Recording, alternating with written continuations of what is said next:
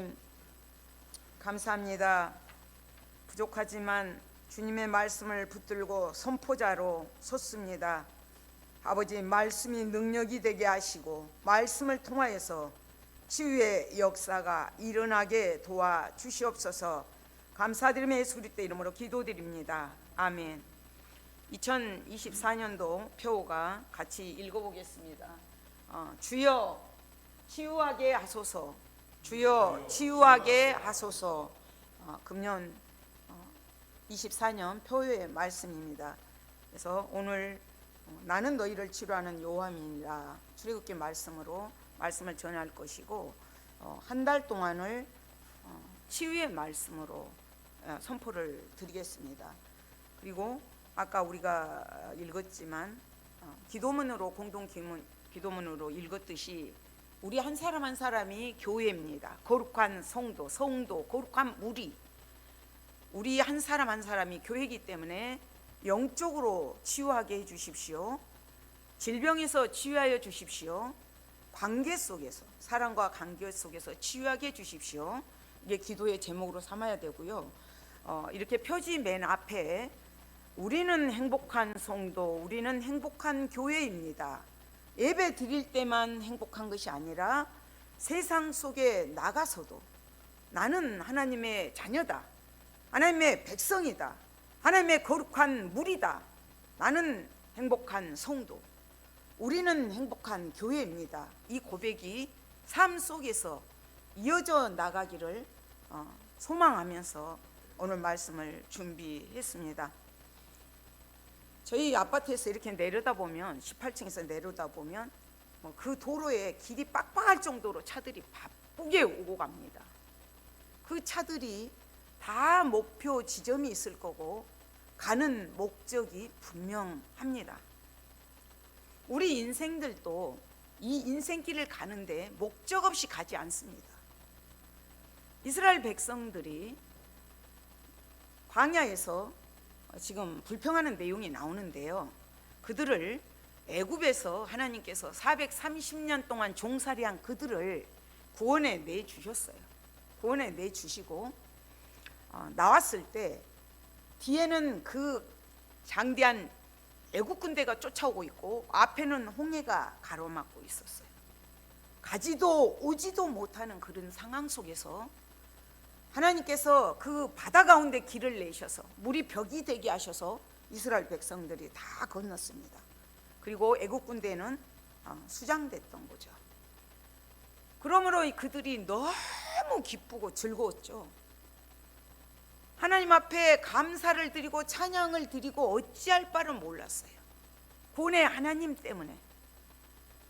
그런데 그들이 오늘 본문 15장 22절에 모세가 홍해에서 이스라엘을 인도하매 그들이 나와서 수르 광야로 들어가서 거기서 사흘 길을 걸었으나 물을 얻지 못하고 3일이 지났어요.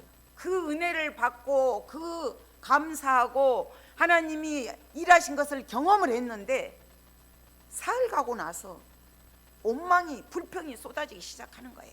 물이 없으므로, 마실 물이 없으므로. 사람이 그 음식이 없는 거는 물을 먹으면서 채우면서 견디더라고요. 옛날에 그 가난한 사람들이 끼니를 굶으면 물배를 채우더라고요. 그렇게 해서는 조금은 갈 수 있지만 물이 없다는 것은 생명하고 직결돼요. 물이 없으면 죽음입니다. 오늘 물이 없으니까 불평이 막 쏟아지는 거죠. 마라에 이르렀더니 물이 있기는 있었어요. 3일 길을 걸어오고 나서 얼마나 지쳤겠어요. 얼마나 갈증이 났겠어요. 사막에서. 그 물이 있어서 와 얼마나 처음에는 그랬겠죠. 물이다. 가서 보니 썩어서 먹을 수가 없는 거예요. 먹을 수가 없으니까 그때부터 불평이 온망이 막 쏟아지기 시작합니다. 지금 23절에서 마라에 이르렀더니 그곳 물이 써서 마시지 못하겠으므로 그곳 이름을 마라라 하였더라. 백성이 모세에게 원망하여 이르되, 모세를 원망한 것이 아니에요. 하나님 앞에 원망한 것이에요. 하나님 앞에 불평한 것이에요. 우리가 무엇을 마실까 하며, 우리가 무엇을 마실까, 무엇을 먹을까, 무엇을 입을까, 어떻게 살아갈까. 우리 인간이 광야 같은 이 세상을 살아가면서 매일 매 순간 물 없는 절망의 사막을 걸어가야 합니다. 거칠고 황무한 그 사막과 같은 인생길을 걸어가야 돼요. 이럴 때 우리는 영락없이 이들처럼 불평하고 원망하고 살아갑니다. 이스라엘 백성들이 애굽에서 몸은 빠져나왔어요. 종에서, 노예에서. 그러나 그들의 마음은 빠져나오지는 못한 거죠. 그들의 입술은 거듭나지 못한 거죠. 할례받지 못한 거죠. 그래서 하나님을 볼 수만 있었다면, 하나님이 홍해를 가리신 그 능력들을 그때 하나님을 바라볼 수 있는, 하나님께서 그때 은혜를 어떻게 베풀어 주셨는가, 그 은혜를 기억했다면 원망하지 않을 수가 있습니다. 원망하고 불평하고 배고픈 것보다 더 큰 게 목마름이기 때문에 그렇긴 하지만, 그러나 그들이 가장 큰 문제는 믿음이 없다는 거예요. 믿음이 있다면, 아무리 힘든 광야라 할지라도 믿음이 있다면, 하나님과 함께 한다는 그 확신만 있다면, 하나님이 주시는 말씀들만 있다면, 그 말씀을 붙들 수만 있다면 어려움을 너끈히 이겨낼 수가 있습니다. 불평하고 원망하는 대가들은 뭐냐면 악을 만들어요. 악을. 지금 노마서에서도 육신의 생각은 사망이요 영의 생각은 생명과 평안이니라. 육신의 생각은 하나님과 온수가 돼요. 하나님과 온수가 되고 하나님의 법에 굴복하지 아니할 뿐 아니라 할 수도 없다. 우리가 영을 어떻게 분별합니까? 천사를 어떻게 봅니까? 기도 많이 하시고 나오시는 분 보면 천사를 본 것 같습니다. 마귀를 어떻게 봅니까? 성경에서 어떻게 말해요? 시기, 질투, 분노, 성냄, 불평, 원망, 이거는 마귀 근성이에요. 제 근성이에요. 애굽에서 했던 버릇이에요. 육신의 것들이에요. 어둠의 것들이에요. 빛의 역사는 그렇지 않습니다. 그래서 우리가 말로만 내가 하나님의 자녀다, 이거는 아니죠. 빛이 들어가면 어둠은 떠나가야 돼요. 빛이 들어가는 빛을 여기다 쏴둡니까? 빛은 새 나오게 되지 않습니까? 그래서 우리가 치유하시는 그 하나님 앞에 이렇게 늘 기도함으로 나가야 됩니다. 지금 모세는 백성들이 원망하고 난리가 났을 때 하나님 앞에 부르짖습니다. 25절, 모세가 여호와께 부르짖었더니, 모세가 여호와께 부르짖었더니 여호와께서 그에게 한 나무를 가리키시니 그가 물에 던지니 물이 달게 되었더라. 하나님 앞에 부르짖는 사람의 모세는, 이스라엘 백성들은 원망하고 불평하고 난리를 치기지만 모세는 그 문제를 해결하기 위해서 하나님을 바라보고 하나님 앞에 기도를 하고, 이 문제의 해결점은 하나님밖에 하실 수가 없습니다. 하나님을 의지하면서 하나님을 신뢰하면서 기도를 합니다. 모세는 원래 그런 사람이 아니었어요. 모세가 바로의 궁에서 자랐잖아요. 40년 동안을. 40년 자랄 때는 자기가 최고인 줄 알았어요. 자기가 최고인 줄 알고 의시됐던 사람이에요. 그랬는데 하루는 밖에 나와서 보니까 애굽 사람하고 히브리인이 싸우는 거예요. 그래서 그것을, 자기 동족이 싸우는 것을 보고 말리다가 앞뒤 좌우를 보니까 아무도 없는 거예요. 애굽 사람을 쳐 죽여서 모래속에 묻었어요. 그리고 그 뒷날 나가 보니까 자기 동족끼리 싸우는 거예요. 히브리인들끼리. 그래서 또 말리니까, 너가 우리를 심판하려고 그러냐? 애굽 사람도 죽이더니 우리를 또 그러려고 그러냐? 모세가 이 소리를 듣고는 미디안 광야로 도망을 갑니다. 미디안 광야에서 40년 동안을 양을 치면서 그 메마른 광야에서 지내면서, 나는 아무 쓸모없는 사람이구나, 정말 볼품 없는 사람이구나, 나는 이것밖에 안 되는 사람이었구나, 살아요. 그리고 나서 하나님이 그 가시떨기 나무 가운데서 부르십니다. 하나님의 부름을 받고 양치던 지팡이를 가지고 가잖아, 외국으로. 그 양치던 지팡이가 하나님의 지팡이로 바뀝니다. 그러면서 모세가 깨달은 것은 나같이 쓸모없는 것도, 나같이 볼품없는 것도 하나님이 쓰시니까 감사하구나. 그러면서 순종하면서 나아갑니다. 모세는 그런 경험들을 다 했기 때문에 하나님 앞에 부르짖었더니 한 나무를 가리키신 거예요. 한 나무. 그래서 그 나무를 물에다 던졌더니 물이 달게 되었어요. 이 한 나무는 인류의 그 쓰디쓴 죄를 해결하시는, 고치시는 그리스도의 십자가를 상징합니다. 또 계시록에 만국의 병을 치료하시는 생명나무를 상징합니다. 그랬더니 그 물이 단물이 되었어요. 여러분들은 쓴물이 무엇입니까? 질병입니까? 나의 약한 것 때문입니까? 사업 실패 때문입니까? 어떤 문제입니까? 돈 문제입니까? 이 쓴물을 주님 앞에 다 가지고 나가야 됩니다. 그리고 가장 큰 문제는 모세가 그렇게 고백했던 것처럼 쓸모없는 쓴물과 같은 나를 하나님의 자녀로 삼아 주셔서 하나님의 백성으로 단물로 변화시켜 주신 분입니다. 그렇다면 이 쓴물을 치료하시는 하나님께서 쓴물을 단물로 바꾸시는 하나님은 그 단물은 뭐냐는 거예요. 단물. 단물은 바로 예수님이십니다. 말씀이신 그분, 말씀이 육신이 되어서 우리 가운데 오신 그분이에요. 그리고 두 번째는 주님의 보혈이에요. 십자가에서 흘리신 그 보혈. 우리는 죽었던 너희를 살리셨도다. 우리 예수님께서 십자가에서 찔리심으로 우리의 허물을, 예수님께서 상하심으로 우리의 죄악을 담당하셨고, 예수님께서 징계를 받음으로 우리가 평화를 누리고, 예수님께서 채찍에 맞음으로 나음을 입었도다. 예수님이 징계를 받음으로 평화를 누리고 채찍에 맞음으로 나음을 입었도다. 그래서 이 죄의 문제가 해결된 것입니다. 주님의 보혈, 보혈의 능력 우리가 의지하면서 나가야 됩니다. 우리의 약한 부분들을 주님 앞에 내려놔야 돼요. 그리고 세 번째가 성령님이십니다. 성령님. 내가 가는 것이 예수님께서도 너희에게 유익하다. 성령을 보내주실 것을 약속하셨어요. 담배 끊어지든가요? 술 끊어지든가요? 내가 어떤 문제 해결하려고 할 때 되던가요?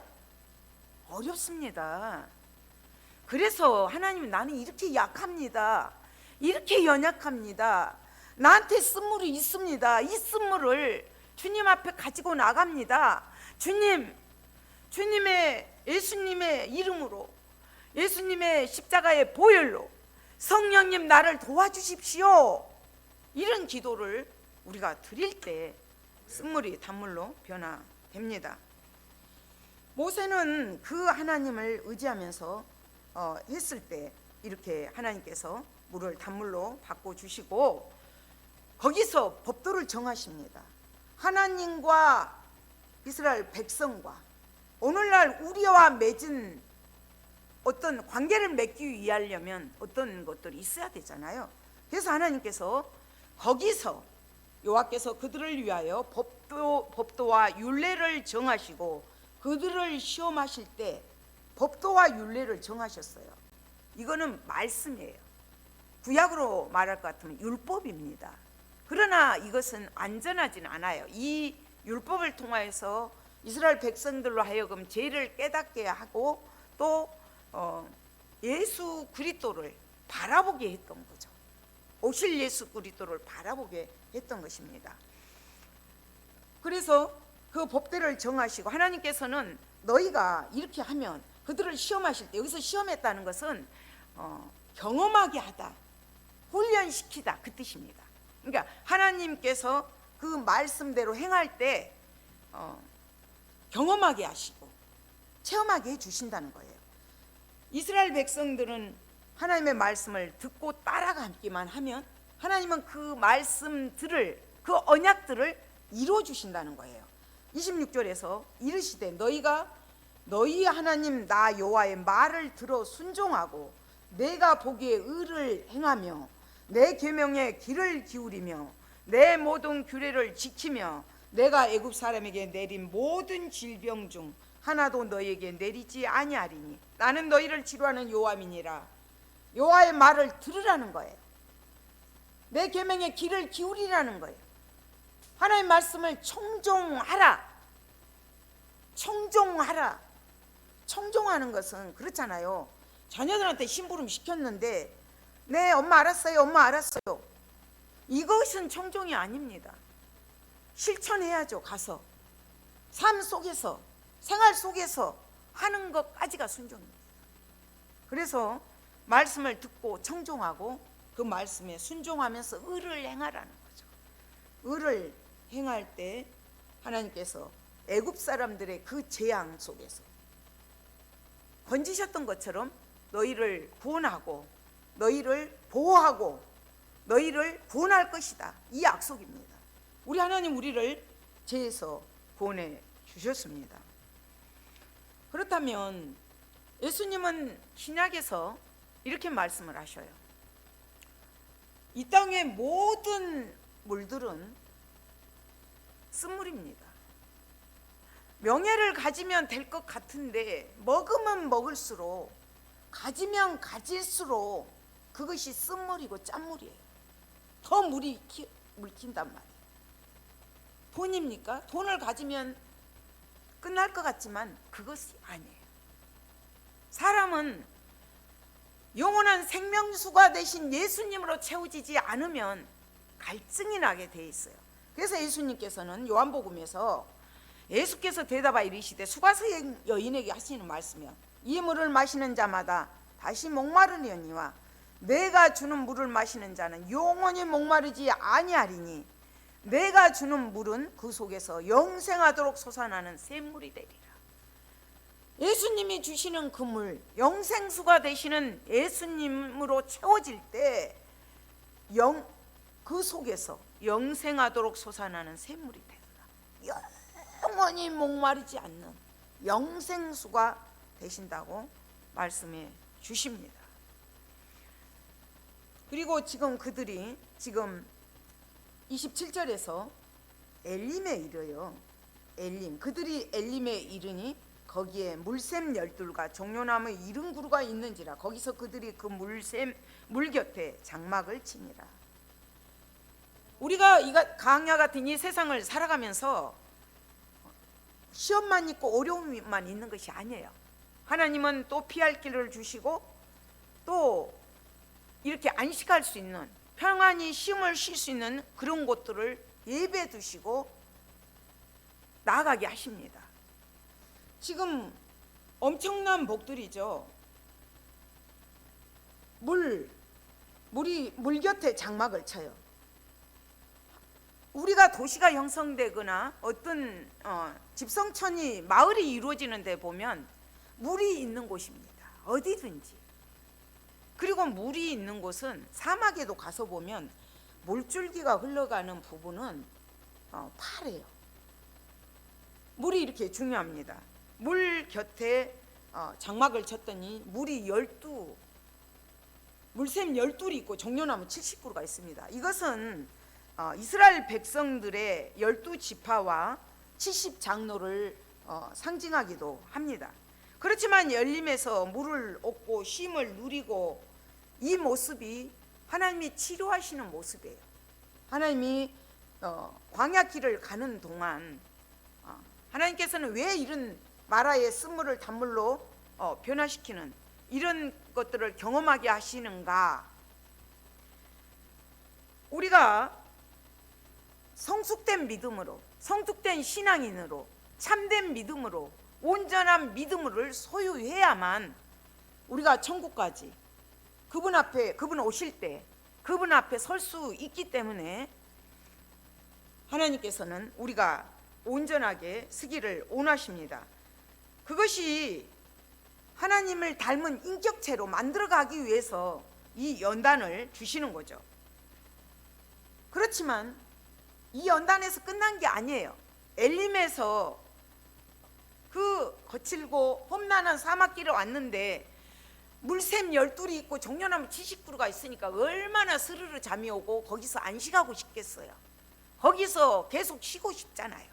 그러나 그것은 임시적인 것이고 이들은 또 다시 광야길을 가야 됩니다.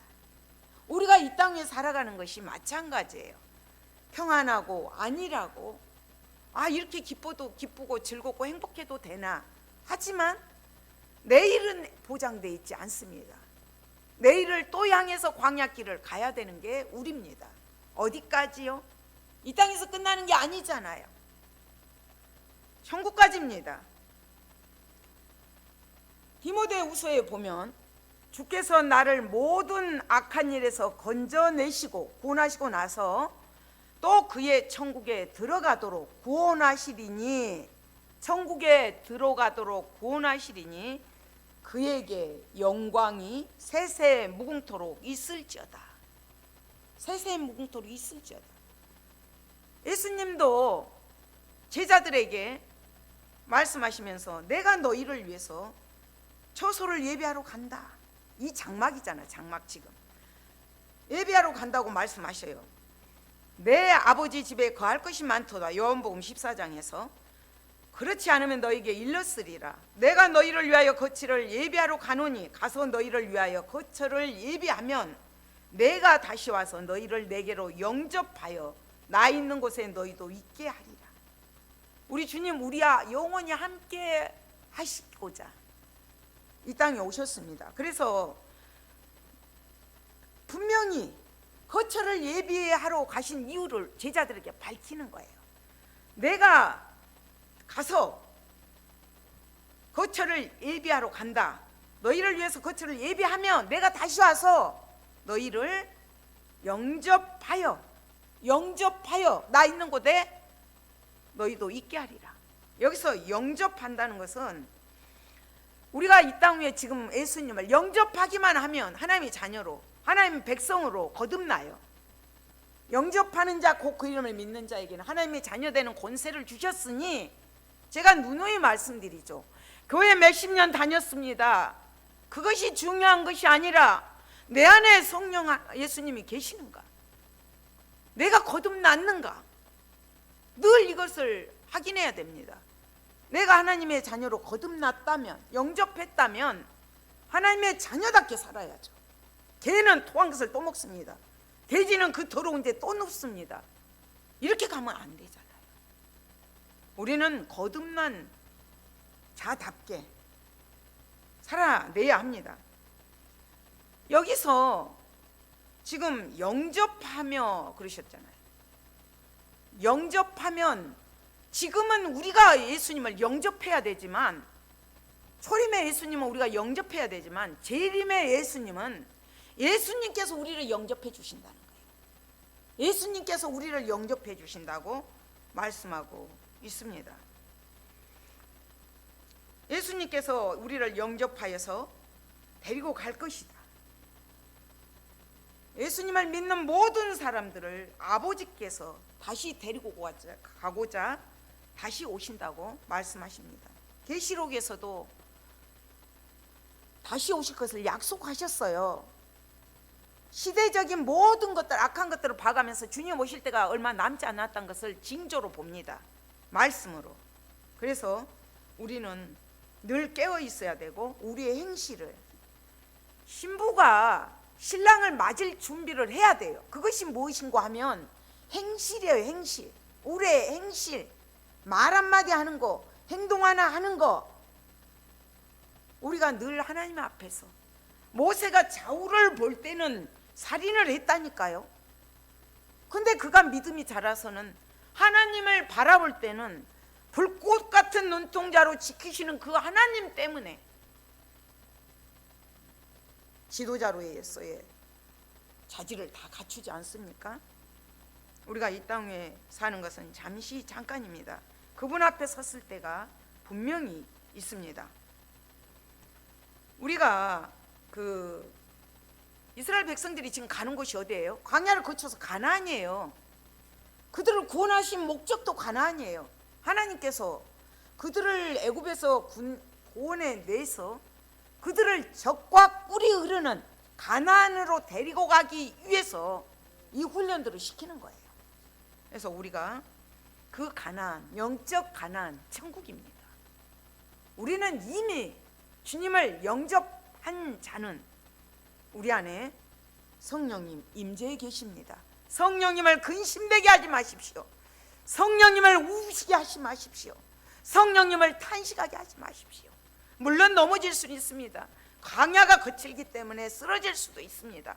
그러나 분명히 보혈을 의지하면서 회개하고 또 우리 행실을 깨끗하게 하고 또 깨끗하게 하고 신부로서의 단장을 해야 합니다. 진짜 엘림은 이곳이 아니에요. 참 안식과 참 평안이 있는 곳, 진짜 우리를 영적으로 육적으로 다 치유해 주시는 곳은 영적 가나안이죠. 천국이죠.